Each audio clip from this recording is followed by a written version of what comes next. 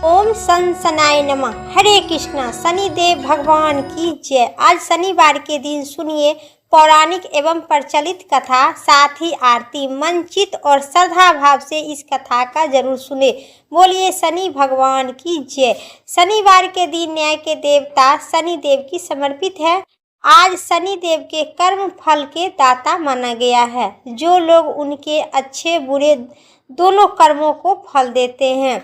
एक समय की बात है जब सभी नवग्रह यानी सूर्य, चंद्र, मंगल, बुध, बृहस्पति, शुक्र, शनि, राहु, केतु सभी देवताओं ने अपने अपने बड़े और छोटे के विवाद में फंस गए। सभी आपस में लड़ पड़े तो सारे देवता इंद्रदेव के पास पहुँचे। इंद्रदेव घबरा गए और निर्णय करने में असफल जताई, लेकिन उन्होंने सुनवाई के लिए राजा विक्रमादित्य के पास भेज दिए, जहां वह पृथ्वी लोक पर थे। उस समय पृथ्वी पर अति प्रिय न्याय करने वाले विक्रमादित्य ही थे। उनकी मदद वही कर सकते थे। सभी नवग्रह एक साथ राजा विक्रमादित्य के पास पहुँचे और अपनी समस्या रखी। राजा विक्रमादित्य ने संकट में आ गए, क्योंकि वे भी जानते थे कि किसी को मैं छोटा या बड़ा घोषणा कर सकता हूँ, लेकिन सभी देवता एक समान है।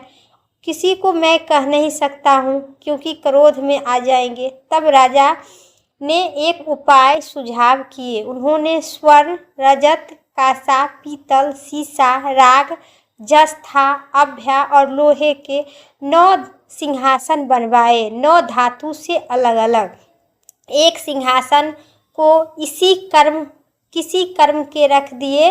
फिर उन सबसे निवेदन किए कि आप सभी देवता अपने अपने सिंहासन पर स्थान ग्रहण करें। इनमें से जो देवता अंतिम सिंहासन पर बैठेंगे वही सबसे छोटे माना जाएंगे। लोहे के सिंहासन पर सबसे बाद में शनिदेव बैठे। कारण कि शनिदेव उसी पर बैठ गए, तब से वे सबसे छोटा कहलाने लगे। शनिदेव को लगा कि राजा विक्रमादित्य ने जानबूझकर हमें ऐसा चालाक किया है। वह गुस्सा में राजा से बोले, राजा तुम मुझे नहीं जानते हो।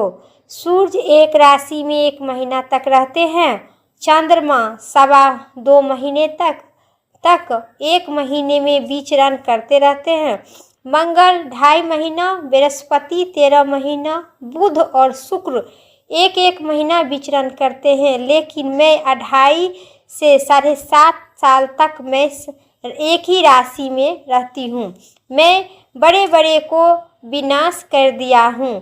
जब श्री राम को सारी साटी आई तो उन्हें वनवास को गए। रावण को घड़ी आए तो उनकी लंका वानरों की सेना ने जलाकर भस्म कर दिया। अब तू क्या चीज है? ऐसा कहते हुए शनिदेव वहां से चले गए। अब इधर न्याय के देवता, न्याय के मनुष्य विक्रमादित्य ने बहुत चिंतित में आ गए, क्योंकि हमें बहुत गलानी होती है, क्योंकि मेरे लिए तो सभी देवता, सभी नवग्रह एक समान है। फिर मैं क्या कर दिए? बहुत अफसोस किए, अपने आप क्षमा भी मांगे, लेकिन शनिदेव विक्रमादित्य पर बहुत ही क्रोधित हुए। बाकी के देवता सब वहां से खुशी खुशी आपस चले गए। कुछ समय बीतने के बाद राजा विक्रमादित्य की सारी साटी आ गई। तब शनिदेव ने बढ़िया बढ़िया घोड़े को लेकर एक सौदागर बनकर विक्रमादित्य के पास पहुँचे, जहां राजा को पता लगते ही अपने को अच्छे घोड़े खरीदने का आज्ञा दिए। उन्होंने कई अच्छे घोड़े खरीद लिए। उनमें से एक सर्वप्रथम घोड़े राजा को सवारी के लिए दिया गया। राजा के सवार होकर वह घोड़ा बहुत दूर तक वन में के ओर भागने लगा। उसी पर भीषण वन में पहुंचकर घोड़ा विक्रमादित्य के वहां पर पटककर और गायब हो गया। इसके बाद राजा विक्रमादित्य ने घनघोर जंगल में व्याकुल, अकेला, भूखे प्यासे भटक रहा था। तब एक गांव में एक ग्वाले ने उस पानी मांगकर पिए। राजा विक्रमादित्य ने प्रसन्न होकर और उन्हें अपनी अंगुली से अंगूठी निकालकर उस पानी देने वाला को दे दिए। इसके बाद राजा नगर की ओर चल पड़े। वहां उन्होंने अपना नाम उज्जैन निवासी बीका बताए। उस नगर में एक सेठ की दुकान पर बैठ गए। कुछ देर आराम किए। भाग्यवश उसी दिन सेठ की खूब बिक्री हुई, तो सेठ ने खुश होकर अपने घर कर ले गया। विक्रमादित्य राजा को खाना खिलाने लगे। वहां उन्होंने एक खूंटी पर एक हार लटका दिया। देखा कि जिनकी खूंटी पर हार नहीं है निकल गया। थोड़ी देर बाद पूरा हार गायब हो गया था। सेठ को लगा कि बीका राजा ने हार उनका चुरा लिए हैं। उन्होंने बीका राजा को कोतवाल को पास पकड़कर और कारागार में बंद कर दिए। फिर वह राजा ने भी बीका को चोर समझ लिए। उन्होंने हाथ पैर के कटवाकर नगर के बाहर फेंक दिया। वहां से एक तेली गुजर रही थी, जिसे देखकर दया आई। उन्होंने बीका राजा को अपनी गाड़ी में बैठाकर उसके बाद उस राजा को शनि दशा समाप्त हुई। वर्ष ऋतु आने पर राजा मोहाल गीत गाने लगा। राजा को राग सुनकर उस नगर की राजकुमारी मनभावनी को उनका पर गाना पर इतना प्रसन्न हुई, उन्होंने प्रण कर लिए कि उसी राग वाले से मेरा विवाह करेंगे। राजकुमारी ने अपनी दासी को राग गाने वाले को ढूंढने के लिए भेजा। दासी ने पता लगाकर राजकुमारी को बताई कि वह तो राग गाने वाले अपाजित और विकलांग है। लेकिन राजकुमारी तब भी उसी से विवाह करने पर अटल रही। आगे दिन वह अनशन पर बैठ गई। विवाह करेगी तो उसी राग गाने वाले से विवाह करेंगे। तो राजा ने अपनी बेटी मनभावनी के बहुत समझाने और बुझाने पर फिर भी वह बात नहीं मानी। वह ठान लिया था कि जो मोहल गीत गाते हैं, बीका नाम का तेली के घर में रहता है, उसी से मैं अपना विवाह करूंगी। फिर माता पिता के समझाने पर वह मनभावनी नहीं समझी। फिर उन्हें कहा कि जब करेंगे तो उसी के साथ करेंगे। राजकुमारी का विवाह उस अपंग दिव्यांग राजा के से करवा दिया गया। तब एक दिन राजा ने स्वप्न में शनिदेव ने कहे, राजन देखो, मुझे छोटा बताकर तुम्हें कितना दुख झेलना पड़ा।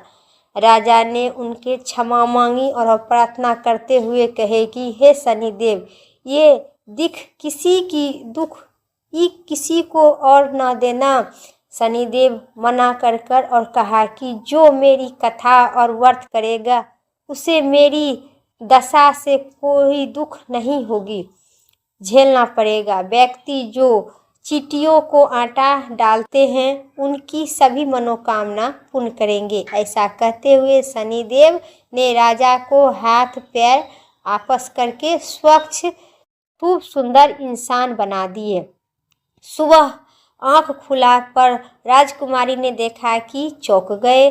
फिर बीका ने उसे सभी बात बताए और बीका नहीं बल्कि उज्जैन का राजा विक्रमादित्य थे। सभी मनभावनी के माता पिता सभी प्रसन्न हुए। सेठ को जब ये बात पता लगी तो वह राजा के माफ़ी मांगने लगे। राजा ने कहे कि इनमें किसी के कोई दोष नहीं है, वह तो शनि देव की क्रोध था। सेठ भी राजा से अपने घर को खाने पर जाने को आमंत्रित किए। सेठ ने कई प्रकार का व्यंजन से राजा को सत्कार किए। साथ ही सबने देखा कि जो खूंटी पर हार निकल चुकी थी वहीं पर वह हार लटका था। सेठ ने तहे दिल से राजा को धन्यवाद किए। फिर सेठ ने राजा से अपनी कन्या श्री कुमारी को साथ विवाह कर निवेदन किए। राजा ने इसी स्वीकार कर अपनी दोनों रानियों मनभावनी और श्री कुमारी को लेकर उज्जैन नगरी चल आए। वहाँ राजा को खूब आदर सत्कार किया गया। सारे नगर में दीपमाला बनवाई गई। राजा ने पूरे नगर में घोषणा की कि मैं शनिदेव से छोटा, सबसे छोटा बताए थे, जबकि वही सर्वप्रथम है। सारे अच्छे बुरे कर्म के कारण शनिदेव ही है। तब से सारे राज्य में शनिदेव की पूजा और कथा का नियमित रूप से होने लगी। माना जाता है कि जो भी शनिदेव के व्रत करते हैं, शनिदेव की कथा सुनते हैं या पढ़ते हैं, उनके सारे दुख दूर हो जाती है और सभी मनोकामना पूर्ण होती है। और कथा के सुनने के बाद अगली इस कहानी जरूर सुने। लेकिन आज आपको हम इस कहानी सुनाते हैं, इसे आपको संपूर्ण कथा पढ़ने अथवा सुनने की प्राप्ति होगी इस कहानी सुनने के बाद। तो लप्सी और तप्सी की कहानी सुनिए विस्तार से। एक समय की बात है, एक नगर में लप्सी और तप्सी नाम के दो भाई रहा करते थे। तप्सी हमेशा भगवान की पूजा करती थी। वही लप्सी रोज सवा सेर की लप्सी बनाकर भगवान को चढ़ा देता था। एक दिन दोनों भाइयों में बहुत बड़ा विवाद और बहस होने लगा। कारण कि तप्सी बोला कि मैं घंटों भर भगवान की पूजा करती हूँ, इसलिए मैं बड़ा हूँ। वही लप्सी बोली कि जो मैं रोज़ भगवान का पूजा करता हूँ, सवा सेर के लप्सी बनाकर भोग लगाता हूँ, इसलिए मुझे हमें बड़ा है। छोटी सी बहस लेकर दोनों लड़ने लगा। दोनों इसी बात को लेकर जोर जोर से झगड़ने लगा। उसी समय ऋषि नारद वहाँ से गुजर रहे थे। दोनों को इस तरह की लड़ाई देखकर पूछे, तुम दोनों किस बात पर झगड़ रहे हो और बहस कर रहे हो? नारद जी की इस बात सुनकर तपसी ने बताया कि हम जानना चाहते हैं कि हम दोनों में से कौन बड़ा है। इसी के साथ मैं अपने अपने बड़े होने के कारण बताएंगे। यह सुनकर ऋषि नारद जी बोले, इतनी बात मैं बहुत सी आसानी में हम दोनों को झगड़ा सुलझा देंगे। दोनों भाइयों में बहुत खुशी हो गए। अच्छा बताइए, हम दोनों में से बड़ा कौन है? नारद जी कहे, मैं कल आकर बताऊंगी। अगले दिन लप्सी और तपसी दोनों नहा धोकर अपने अपने कामों में लग जाना। नारद जी छुप छुपाते उनके घर में आए और दोनों के बैठने के स्थान पर 1.25 करोड़ की अंगूठी रख दिए। तपसी की नज़र जब अंगूठी पर पड़ी तो उन्होंने अपने पैर के नीचे, जांघ के नीचे वह अंगूठी को दबा दिए। अंगूठी पर नज़र पड़ी तो तब लप्सी चिंता में हो गए और उनके मालिन को ढूंढने लगे। काफ़ी दूर ढूंढने के बाद लप्सी को अंगूठी का माला नहीं मिला तो वह अंगूठी उसके गांव के मुखिया के दे दिया और बोला, मुखिया जी, यह अंगूठी बहुत सी कीमती लग रहा है। इसका मालिक पता नहीं था कौन है। अगर कोई आपको पास आएगा खोजने के लिए तो उसके दे दीजिएगा, तो अंगूठी उसे दे देना। अजी लेकर आता, यह तो अंगूठी उसे दिन दे देना। मुखिया के पास जाने के बाद लप्सी उस जगह पर जाता है जहाँ पर तपसी अपनी तपस्या कर रहा था। उसी समय नज़र प्रगट हुई। तब उन्होंने पूछते हैं कि हम दोनों में से कौन बड़ा है। उसी समय नारद जी वहाँ पर आए। तुम दोनों में लप्सी बड़ा है। यह सुनकर तपसी चिंतित हो गई। उनका कारण पूछा तो नारद जी ने कहे कि तपसी जरा खड़ा होकर होना। तपसी जोर से खड़ा होता है तो उन्होंने पैर के नीचे छुपी अंगूठी सब देखा जाता है और उनकी चोरी पकड़ी जाती। यह देखकर नारद जी बोले, तुम भले ही घंटों तक भगवान की पूजा करते थे लेकिन तुम्हारे मन में खोट है, इसलिए तुम्हें कोई फल नहीं मिलता है। सिर्फ पूरा दिन पूजा करने से कुछ नहीं होता है। व्यक्ति का मन में कर्म और वाणी अच्छा होना चाहिए। यह सुनकर तपसी शर्मिंदा हो गई और नारद जी के सामने हाथ जोड़कर बोला, मुझे अपने किए पर पछतावा है। अब आप ही बताइए, मुझे अपनी तपस्या का फल किस प्रकार और कैसे मेरा फल मिलेगा और मेरा पाप कैसे उतरेगा। तब नारद जी बोले, जो सभी कथा सुनने के बाद जो स्त्री इस कथा एवं पुरुष इस कथा को नहीं सुनेगा अगर, तो वह फल पुण्य तुम्हें मिलेगा और तुम्हारा पाप इसे उतर जाएगा। तब तपसी बोला, लेकिन कोई स्त्री मुझे अपना पुण्य क्यों देगा। तब नारद जी बोले, अगर कोई धोती के साथ गमछा नहीं देता है वह फल तुझे मिलेगा। सभी कहानी और कथा कहने के बाद जो यह तुम्हारा लपसी तपसी की कहानी नहीं पढ़ेगा वह फल तुम्हें मिलेगा, तो वह फल तुम्हें मिले। यदि कोई साड़ी देकर ब्लाउज नहीं देता है सो फल तुम्हें मिलेगा। अगर कोई गाय और कुत्ते को रोटी नहीं बनाकर नहीं खिलाता है सो फल तुम्हें मिलेगा। इसके साथ कोई अंगना लीप कर देहली नहीं लीपेगा सो फल तुम्हें मिलेगा। कोई सीधा देकर दक्षिणा नहीं देगा सो फल तुम्हें मिलेगा। कोई ब्राह्मण जमा कर और दक्षिणा नहीं देगा वो फल तुम्हें मिलेगा। और अगर कोई सारी कहानी सुने लेकिन तुम्हारी कहानी नहीं सुने सो फल तुम्हें मिलेगा।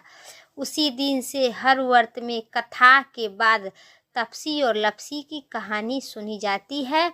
यह कहानी सिखाती है कि सिर्फ भगवान की पूजा करने से कुछ नहीं होता है, इंसान के कर्म और विचार भी अच्छा होना चाहिए। बोलिए भोले बाबा माता पार्वती के व्रत करने से जातक के शनि दोष समाप्त होते हैं। यह तक भविष्य में आने वाले बुरे प्रकोप से भी बच सकते हैं। जो लोग शनि को साढ़े साती और साढ़े साती से छुटकारा करना चाहते हैं तो इससे शनिवार के व्रत के कथा पढ़े अथवा सुनी जाती है तो जरूर पढ़े। इससे नौकरी और व्यापार में लाभ मिलता है। इसके अलावा सुख समृद्धि और मान सम्मान में बढ़ोतरी होती है। शनिवार के दिन व्रत करने से घर में सुख शांति बनी रहती है, साथ साथ धन यश की प्राप्ति होती है।